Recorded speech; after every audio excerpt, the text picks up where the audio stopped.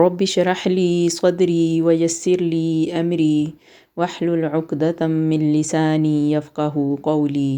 اعوذ باللہ من الشیطان الرجیم بسم اللہ الرحمن الرحیم۔ اللہ کے رسول صلی اللہ علیہ وسلم نے فرمایا، اس شخص کی مثال جو اپنے رب کو یاد کرتا ہے اور جو رب کو یاد نہیں کرتا زندہ اور مردہ جیسی ہے، یعنی ذکر کو زندگی سے تشبیہ دی اور ذکر نہ کرنے والے کو مردہ ٹھہرایا۔ ذکر کسی بھی قسم میں، یعنی قرآن کا پڑھنا، نماز، تسبیحات اور علم کا سیکھنا سکھانا، اسی طرح امر بالمعروف اور نہی عن المنکر، کوئی بھی شکل ہو، یہ اللہ کے ہاں بہترین عمل ہے۔ نبی کریم صلی اللہ علیہ وسلم نے فرمایا، کیا میں تمہیں تمہارا بہترین عمل نہ بتا دوں جو تمہارے مالک کے نزدیک اچھا اور پاکیزہ اور تمہارے درجات میں سب سے زیادہ بلند ہے اور سونا چاندی کے خرچ کرنے سے بہتر ہے، اور اللہ کی خاطر جہاد کرنے میں تمہاری طرف سے ان کی گردنیں مارنے اور ان کے تمہاری گردنیں مارنے سے بھی افضل عمل ہے؟ صحابہ نے عرض کیا، کیوں نہیں؟ تو آپ صلی اللہ علیہ وسلم نے فرمایا، اللہ کا ذکر۔ تو اس مہینے کی برکت اور فضیلت اور اجر کو مد نظر رکھتے ہوئے ہمیں ہر حال میں نماز کی پابندی کرنی چاہیے، اور نماز کے بعد کے ذکر اذکار، اس کے علاوہ قرآن پاک اور اس کے ساتھ ساتھ درود شریف کی کثرت، یہ ساری چیزیں ذکر میں آتی ہیں۔ تو چلیے شروع کرتے ہیں 12واں پارہ۔ بسم اللہ الرحمن الرحیم۔ وما من دابۃ فی الارض الا علی اللہ رزقها ویعلم مستقرها ومستودعها کل فی کتاب مبین۔ زمین پر چلنے پھرنے والے جتنے جاندار ہیں، سب کی روزیاں اللہ سبحانہ و تعالیٰ پر ہیں۔ وہی ان کے رہنے سہنے کی جگہ کو جانتا ہے اور ان کے سونپے جانے کی جگہ کو بھی، سب کچھ واضح کتاب میں موجود ہے۔ اب یہ سورہ ہود جاری ہے، جو 11ویں پارے کے اینڈ میں جس کا آغاز ہوا تھا، اور یہ اس سے آگے آیت نمبر 6 سے یہاں پہ شروع ہوتا ہے 12واں پارہ۔ 5 آیات ہم نے 11ویں پارے کے اینڈ میں پڑھی تھی، اور پھر یہاں سے 6 آیت وما من دابہ، اور اس کے بعد وَهُوَ الَّذِي خَلَقَ السَّمَاوَاتِ وَالْأَرْضَ فِي 6 أَيَّامٍ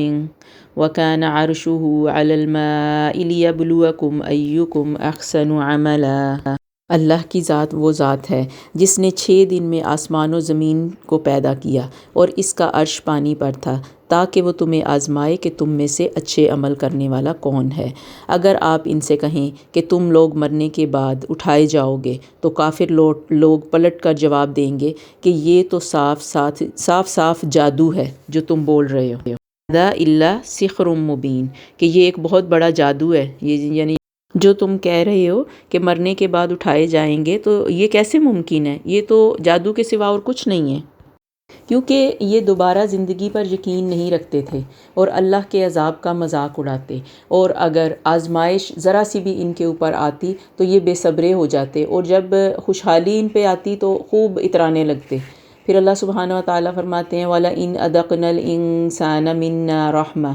کہ اگر ہم انسان کو اپنے کسی فضل سے نوازتے ہیں، پھر اس کو محروم کر دیتے ہیں، تو إِنَّهُ لَيَئُوسٌ کفور، تو وہ بے شک اس وقت نا امید اور نا شکرہ بن جاتا ہے۔ وَلَئِنْ أَذَقْنَاهُ نَعْمَاءَ بَعْدَ ضَرَّاءَ مَسَّتْهُ لَيَقُولَنَّ ذَهَبَ السَّيِّئَاتُ عَنِّي إِنَّهُ لَفَرِحٌ فَخُورٌ، اور اگر کسی تکلیف کے بعد جو اس کو پہنچی، اس کو نعمت سے نوازتے ہیں، تو کہتا ہے میری مصیبتیں دفع ہوئیں، اور وہ اکڑنے والا اور شیہی بگاڑنے والا ہے۔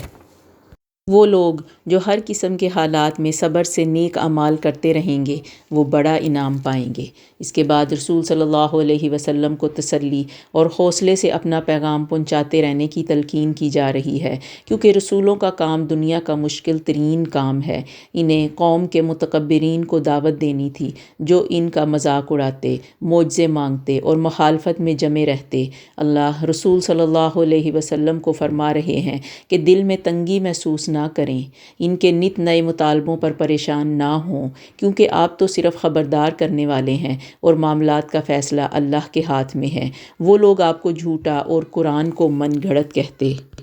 یہ الزام وہ اس ہستی پر لگا رہے تھے جسے وہ خود پہلے صادق اور امین کہہ کر پکارتے تھے۔ تو لیکن یہاں پہ اب انہوں نے چونکہ آپ صلی اللہ علیہ وسلم کو جھٹلانا تھا، اس وجہ سے آپ کی کوئی بات ماننے کو وہ تیار نہ تھے۔ اور پھر اللہ سبحانہ و تعالیٰ فرماتے ہیں ام یقولون افترا قل فأتوا بعشر صور مثلی مفتریات۔ یہ مکہ والوں کو اللہ سبحانہ و تعالیٰ کی طرف سے چیلنج کیا جا رہا ہے کہ اپنے تمام خود ساختہ معبودوں کو مدد کے لیے بلا کر قرآن جیسی 10 صورتیں ہی بنا کر پیش کریں، اور اگر ایسا نہیں کر سکتے تو اللہ کی بات مان کر اس کے آگے جھک جائیں۔ اللہ سبحانہ و تعالیٰ نے انسانوں کو 2 طرح کی ہدایت دی، ایک الہامی ہدایت یعنی جو انسان کی فطرت میں ہدایت موجود ہے جو توحید، اور دوسری وحی کی ہدایت۔ جو لوگ اپنی فطرت کو پاک رکھتے ہیں وہ وحی کی ہدایت سے بھی مستفید ہوتے ہیں، یعنی وہ وحی کو بھی مانتے ہیں۔ فطرت میں تو توحید موجود ہے، لیکن جو اللہ سبحانہ و تعالیٰ کی ذات پر یقین رکھتے ہیں وہ وحی کو بھی مانتے ہیں اور پھر اس سے بھی مستفید ہوتے ہیں۔ ایسے لوگ قرآن سے فائدہ اٹھائیں گے، اور وہ لوگ جو اللہ پر جھوٹ گھڑتے ہیں اور لوگوں کو اللہ کی راہ سے روکتے ہیں وہ آخرت میں خسارے میں ہوں گے۔ کامیاب وہ لوگ ہوں گے جو عاجزی اور انکساری سے اللہ کی طرف رجوع کرتے اور نیک عمل کرتے ہیں۔ مومن آنکھوں والے ہیں اور کافر اندھے ہیں، یہ دنیا میں بھی ایک جیسے نہیں اور آخرت میں بھی انجام ان کا مختلف ہوگا۔ پھر اس کے بعد تمام رسولوں کی داستانیں ایک تاریخی تسلسل سے بیان کی گئیں۔ ان کے بیان کرنے کا مقصد رسول صلی اللہ علیہ وسلم کو تسلی اور حوصلہ دلانا تھا کہ اگر آپ مشکلات اٹھا رہے ہیں تو ایسی تکالیف آپ سے پہلے بھی رسولوں کو پہنچائی گئی۔ آپ یہ ساری داستانیں، یہ سارے قصے جو ہم ابھی انبیاء کے بیان کرنے لگے ہیں، تو یہ ساری آپ کے اوپر بیان کرنے کا مقصد آپ کو ہمت دلانا تھا اور اس بات پہ مزید ثابت قدم رہنے کی تلقین تھی کہ اپنے مشن میں لگے رہیں، کیونکہ آخری کامیابی ہمیشہ متقین کے لیے ہوتی ہے۔ مشرکین قریش کو اندازہ ہے کہ اگر انہوں نے پچھلی قوموں کی پیروی کر کے رسول کا انکار کیا تو پھر اسی انجام کی توقع رکھیں گے۔ اور پھر ان تمام رسولوں کا پیغام وہی تھا جو سورت کے شروع میں اللہ سبحانہ و تعالیٰ نے بیان کیا کہ اللہ کے سوا کسی کی عبادت نہیں کرنی اور ہر رسول کی رسالت کو ماننا ہے۔ تو یہاں سب سے پہلے اللہ سبحانہ و تعالیٰ نوح علیہ السلام کے بارے میں فرماتے ہیں وَلَقَدْ أَرْسَلْنَا نُوحًا إِلَىٰ قَوْمِهِ إِنِّي لَكُمْ نَذِيرٌ مُّبِينٌ۔ یقیناً ہم نے نوح کو اس کی قوم کی طرف رسول بنا کر بھیجا کہ میں تمہیں صاف صاف ہوشیار کر دینے والا ہوں، کہ انی لکم نذیر مبین، کہ میں تمہارے لیے واضح ڈرانے والا بنا کے بھیجا گیا ہوں۔ اللہ تعبدوا الا اللہ، کہ یہ کہ نہ تم عبادت کرو سوائے اللہ کے۔ انی اخاف علیکم عذاب یوم علیم، بے شک میں تمہارے بارے میں دردناک دن کے عذاب سے ڈرتا ہوں۔ پھر وہی بات ہوئی کہ نوح علیہ السلام کو قوم کے سرداروں نے اور سب لوگوں نے جھٹلایا، ان کی بات نہیں مانی، بار بار معجزے طلب کرتے رہے اور پوچھتے رہے کہ تمہارا خدا اس طرح کیوں نہیں کرتا، اس طرح کیوں نہیں کرتا، یعنی ان کو جھٹلاتے رہے، ان کو جھوٹا گردانتے تھے۔ تو نوح علیہ السلام نے کہا میری قوم والوں مجھے بتاؤ تو اگر میں اپنے رب کی طرف سے کسی دلیل پر ہوا اور مجھے اس نے اپنے پاس کی کوئی رحمت عطا کی ہو تو پھر وہ تمہاری نگاہوں میں نہ آئی تو کیا زبردستی میں اسے تمہارے گلے میں ڈال دوں، حالانکہ تم اس سے بیزار ہو۔ اے میری قوم والو، میں تم سے اس پر کوئی مال نہیں مانگتا، میرا ثواب تو صرف اللہ کے ہاں ہے، نہ میں ایمانداروں کو اپنے پاس سے نکال سکتا ہوں، انہیں اپنے رب سے ملنا ہے، لیکن میں دیکھتا ہوں کہ تم لوگ جہالت کر رہے ہو۔ میری قوم کے لوگوں، اگر میں ان مومنوں کو اپنے پاس سے نکال دوں تو اللہ کے مقابلے میں میری مدد کون کر سکتا ہے؟ کیا تم کچھ بھی غور و فکر نہیں کرتے؟ میں تم سے نہیں کہتا کہ میرے پاس اللہ کے خزانے ہیں، میں غیب کا علم بھی نہیں رکھتا، نہ میں یہ کہتا ہوں کہ میں کوئی فرشتہ ہوں، نہ میرا یہ قول ہے کہ جن پر تمہاری نگاہیں ذلت سے پڑ رہی ہیں انہیں اللہ تعالیٰ کوئی نعمت دے گا ہی نہیں۔ ان کے دل میں جو کچھ ہے اسے اللہ خوب جانتا ہے، اگر میں ایسی بات کہوں تو یقیناً میرا شمار ظالموں میں ہوگا۔ ساری دعوت و تبلیغ قوم کے لوگ ماننے کو تیار نہ تھے، تو حضرت نوح علیہ السلام نے اللہ سبحانہ و تعالیٰ کے حکم سے ایک ان کے سامنے کشتی بنانی شروع کر دی۔ اللہ کے حکم سے کشتی بنانے لگے، جبکہ ان کی قوم کے سردار جب ان کے پاس سے گزرتے وہ ان کا مذاق اڑاتے، تو وہ کہتے کہ اگر تم ہمارا مذاق اڑاتے تو ہم بھی تم پر ایک دن ہنسیں گے جیسے تم ہم پر ہنستے ہو، یعنی نوح علیہ السلام آگے سے جواب دیتے۔ پھر انہوں نے بار بار اللہ کی دعوت کو جب جٹلا دیا تو اللہ سبحانہ و تعالیٰ کی طرف سے ایک سیلاب آیا اور نوح علیہ السلام اس کشتی میں سوار ہوئے اللہ کے حکم سے، اور نوح علیہ السلام کے ساتھ بعض روایات میں آتا ہے کہ 80 اور لوگ تھے جو ان کے ساتھ کشتی میں سوار ہو گئے، اور ان کے ساتھ ان کے 3 بیٹے تھے جو ایمان لائے، اور ایک بیٹا جو ایمان نہیں لایا تھا اس کو بار بار نوح علیہ السلام بلاتے رہے، لیکن اللہ تعالیٰ نے ہی فیصلہ کیا اس کے بارے میں جو وہ کرنے والا تھا، کیونکہ وہ نوح علیہ السلام کے بلانے پر بار بار وہ کہنے لگا کہ میں تمہارے ساتھ نہیں جاؤں گا، میں پہاڑ کی چوٹی میں پناہ لے لوں گا، اور پھر نوح علیہ السلام کے سامنے ایک بہت بڑی موج آئی، پانی کی موج، اور وہ اس میں بہہ گیا، وہ اس میں غرق ہو گیا۔ کشتی اللہ کے حکم سے بحفاظت ایک پہاڑ کے قریب جا کے رک گئی،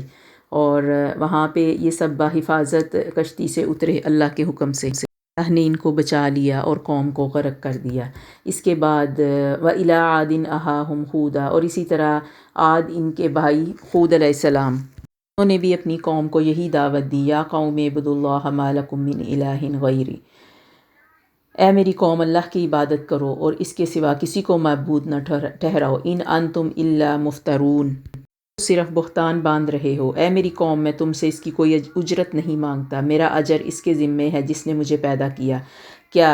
پھر بھی تم عقل سے کام نہیں لیتے؟ لیکن قوم مسلسل جٹلاتی رہی اور آخر اللہ کا عذاب آ گیا۔ وَلَمَّا جَاءَ أَمْرُنَا نَجَّيْنَا هُودًا وَالَّذِينَ آمَنُوا مَعَهُ بِرَحْمَةٍ مِنَّا وَنَجَّيْنَاهُمْ مِنْ عَذَابٍ غَلِيظٍ، اور جب ہمارا حکم آ پہنچا تو ہم نے خود کو اور اس کے مسلمان ساتھیوں کو اپنی خاص رحمت سے نجات عطا فرمائی، اور ہم نے ان سب کو سخت عذاب سے بچا لیا۔ یہ تھی قوم خود جنہوں نے اپنے رب کی آیتوں کا انکار کیا اور اس کے رسولوں کی نافرمانی کی۔ اسی طرح آگے صالح علیہ السلام کی قوم کا ذکر آتا ہے کہ کس طرح حضرت صالح علیہ السلام نے اپنی قوم کو دعوت دی، انہوں نے طرح طرح کے مطالبے کیے، اور ان کا مطالبہ تھا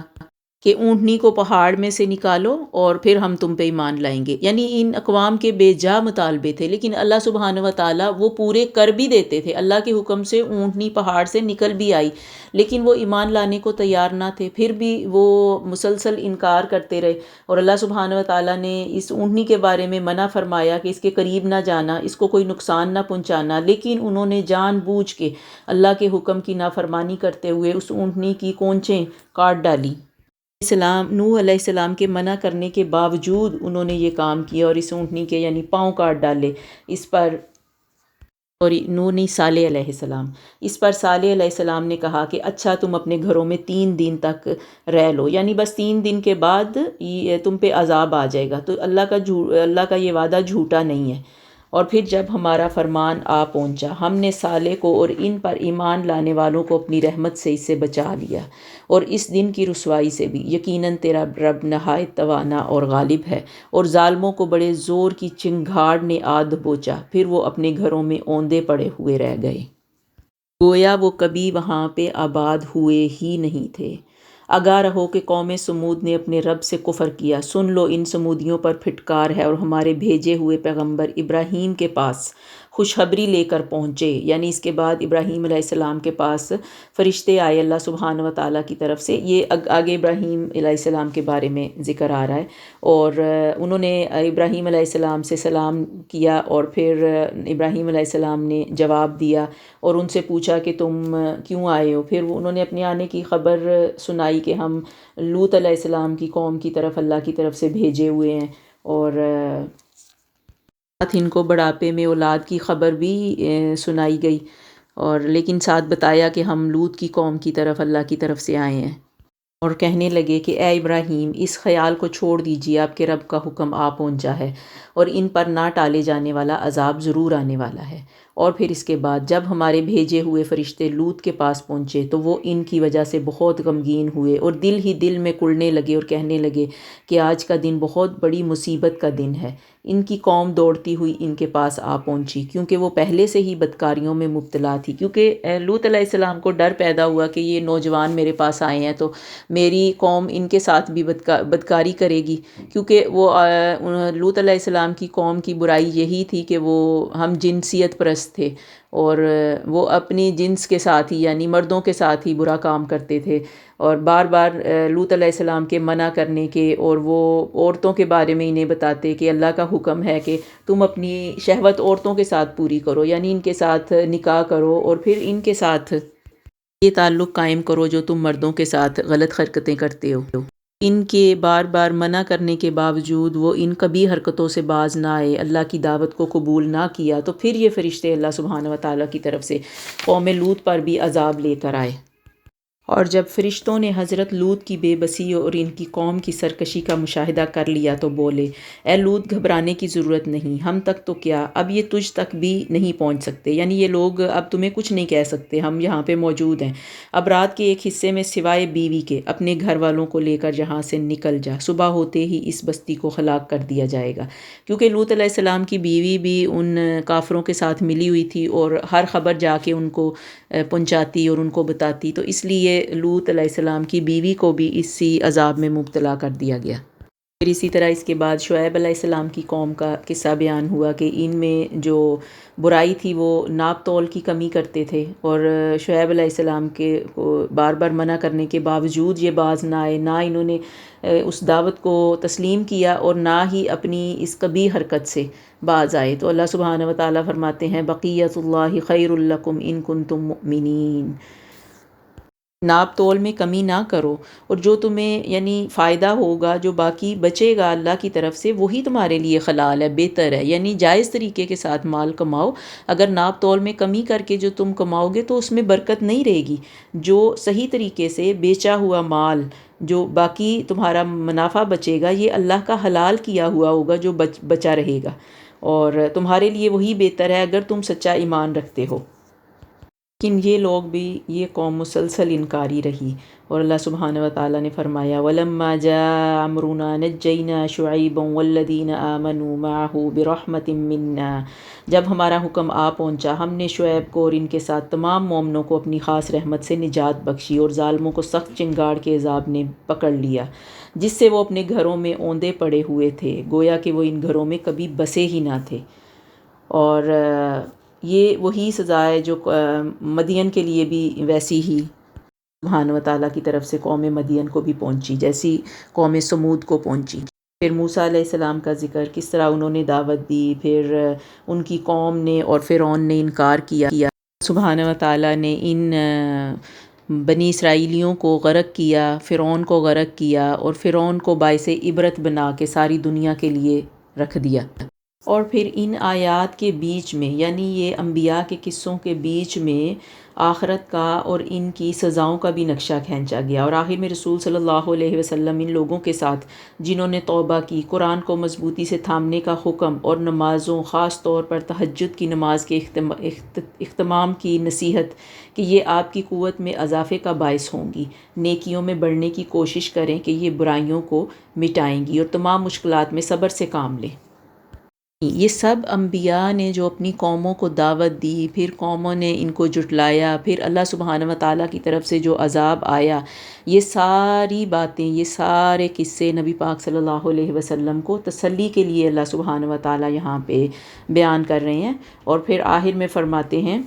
وَكُلًّا نَقُصُّ عَلَيْكَ مِنْ أَنْبَاءِ الرُّسُلِ مَا نُثَبِّتُ بِهِ فُؤَادَكَ وَجَاءَكَ فِي هَٰذِهِ الْحَقُّ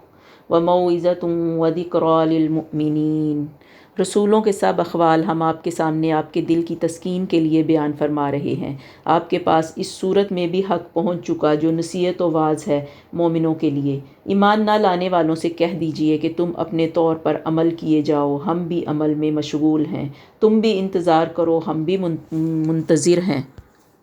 اور پھر آخری آیت میں رسول اللہ صلی اللہ علیہ وسلم کو اللہ پر بھروسے کی تلقین، وَلِلَّهِ غَيْبُ السَّمَاوَاتِ وَالْأَرْضِ وَإِلَيْهِ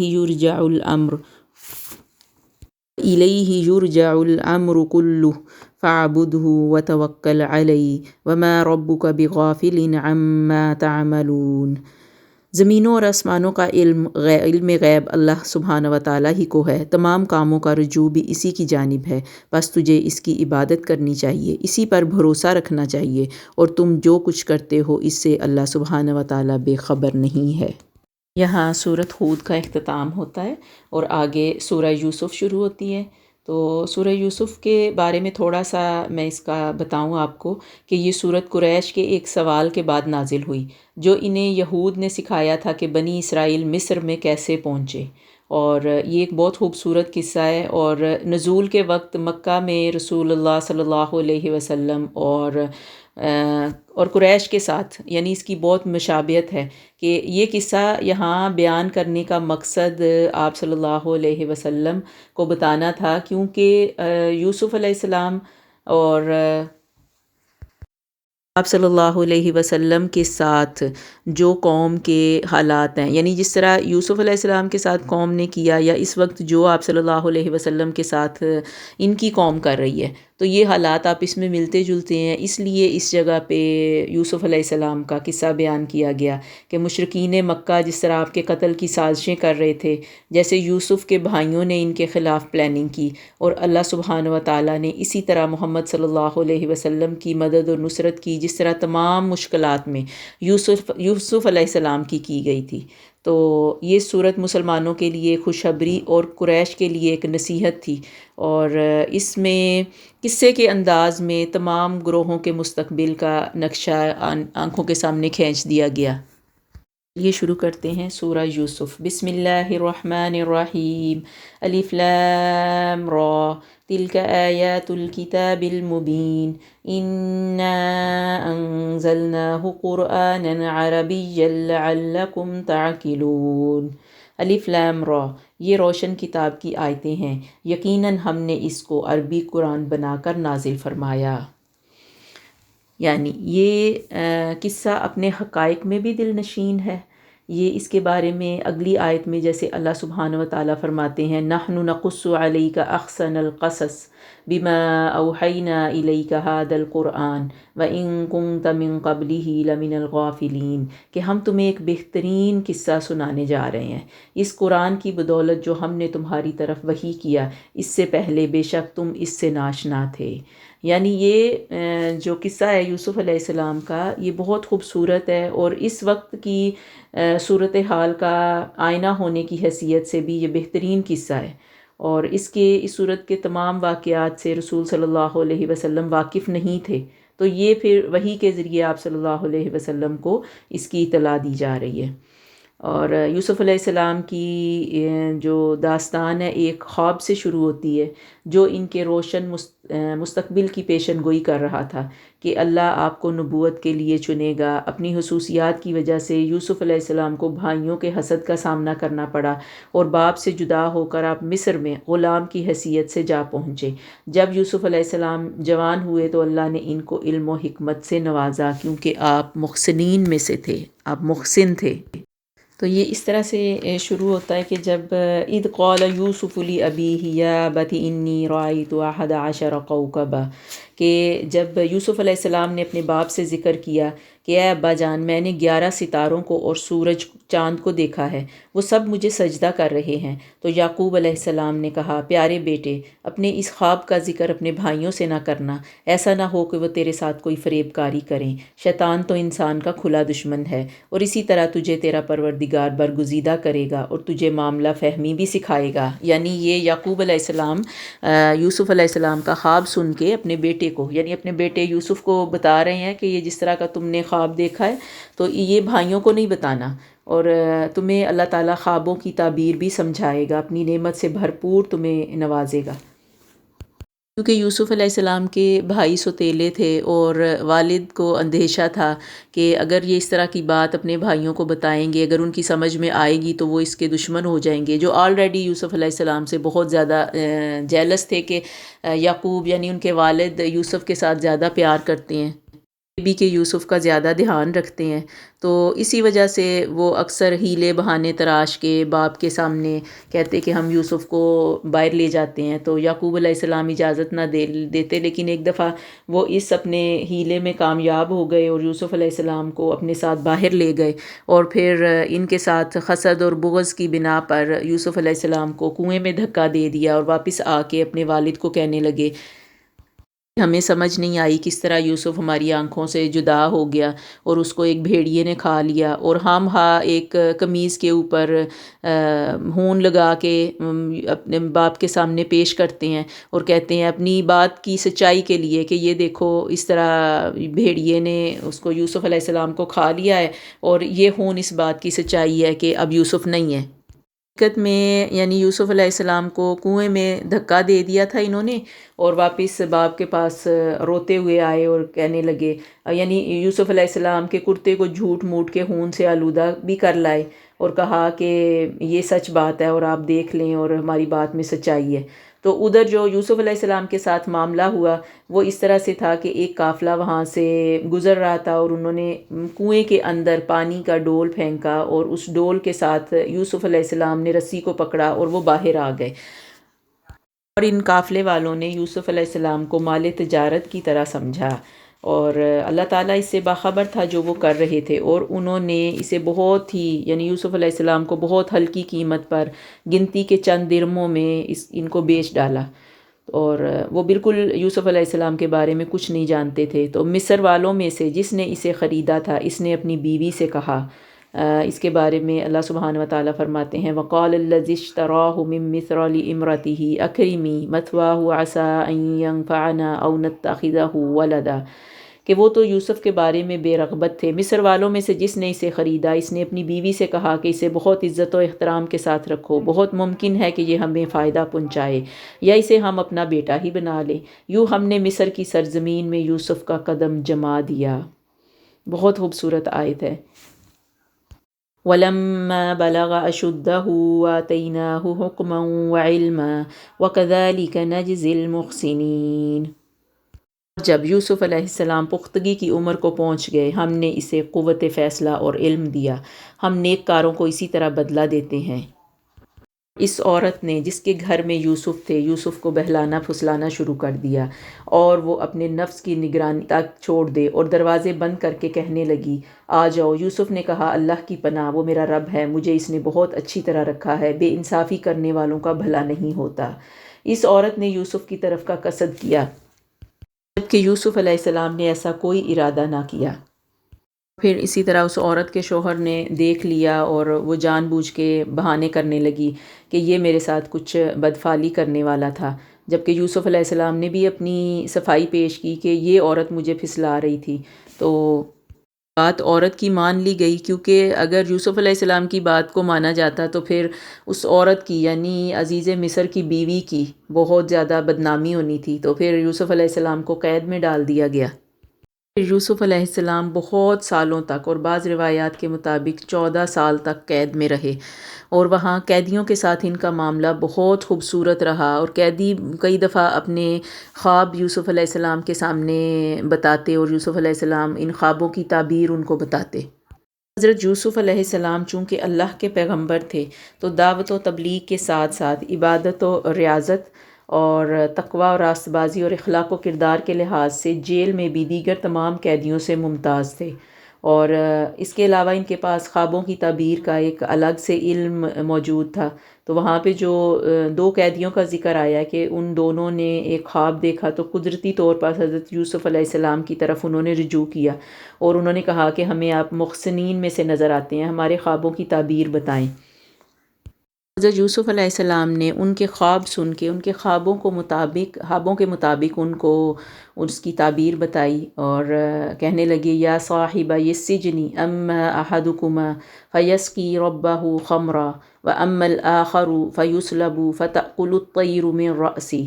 کہ اے میرے قید خانے کے ساتھیو، تم دونوں میں سے ایک تو اپنے بادشاہ کو شراب پلانے پر مقرر ہو جائے گا لیکن دوسرا سولی دیا جائے گا، اور پرندے اس کا سر نوچ نوچ کے کھائیں گے۔ تم دونوں کے بارے میں تحقیق کر رہے تھے، جس بات کی تحقیق تم لوگ کر رہے تھے اس کا فیصلہ کیا جا چکا ہے، اور جس کی نسبت یوسف علیہ السلام کا گمان تھا کہ ان دونوں میں سے یہ چھوٹ جائے گا، اس سے کہا کہ اپنے بادشاہ سے میرا ذکر بھی کر دینا۔ یعنی ان قیدیوں میں سے ایک کے بارے میں یوسف علیہ السلام سوچ رہے تھے کہ یہ چھوٹ جائے گا، تو اس کو اپنا پیغام دیا کہ جب تم باہر نکلو تو اپنے بادشاہ کے ساتھ میرا ذکر کرنا۔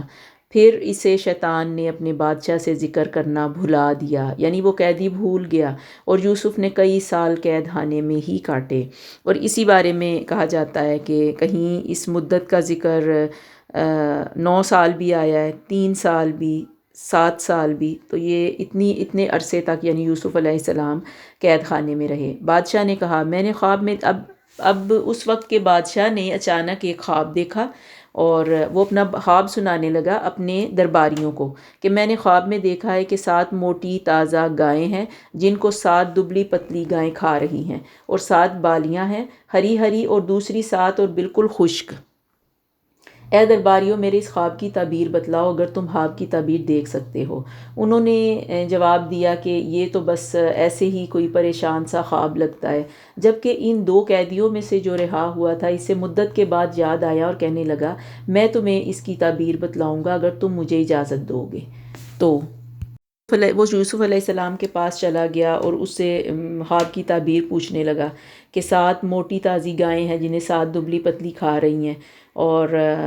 اس کے ساتھ بالکل سبز خوشے ہیں، اور ساتھ ہی دوسرے خشک بھی ہیں۔ اور وہ پوچھنے لگا تاکہ میں واپس جا کے ان لوگوں کو بتاؤں اس خواب کی تعبیر۔ تو یوسف علیہ السلام نے جواب دیا کہ تم 7 سال تک بے درپے لگاتار حسب عادت غلہ بویا کرو گے اور فصل کاٹ کر اسے بالیوں سمیت ہی رہنے دینا سوائے اپنے کھانے کی تھوڑی سی مقدار کے۔ اس کے بعد 7 سال نہایت سخت قحط کے آئیں گے اور وہ اس غلے کو کھا جائیں گے جو تم نے ان کے لیے ذخیرہ رکھ چھوڑا ہے، سوائے اس سے تھوڑے کے